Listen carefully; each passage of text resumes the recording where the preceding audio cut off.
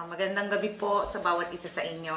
Ako nga po pala si Mina Isguera, isang real sales agent manager. Nandito po ako ngayon para ipaliwanag ko sa inyo kung ano ba yung sinasabi nilang Perla. Nung nag-opening ang I-Won, kumuha po sila ng 7 participants. So nagkataon po na isang participants is my husband. So bilang asawa, sumunod po ako sa kanila, and at the same time, meron pong pinagagawa si Dr. Barona. So, laboratory basis, sumali po kami, ginawa po namin kung ano yung programa at sinunod po namin yung protocol.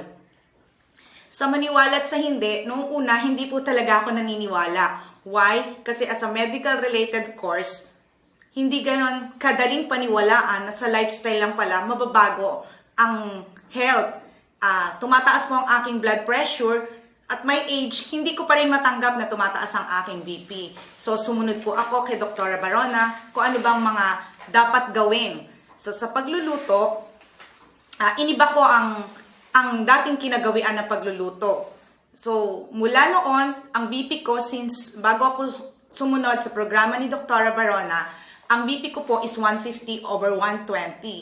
Unti-unti, after 5 days, naging 130/110. After another 5 days, naging 120/90. So, natuwa ako kasi wala akong medicine na ginagamit, wala akong una best na kahit na anong gamot na ginagamit, o anumang supplements na itinetake.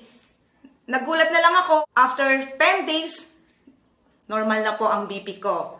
Kaya sa mga nandyan na nakakanood ng video to, please kontakin nyo lang po yung nagbigay sa inyo o nag-share ng video ito para ipaalam po nila sa inyo kung ano ba ang Perla.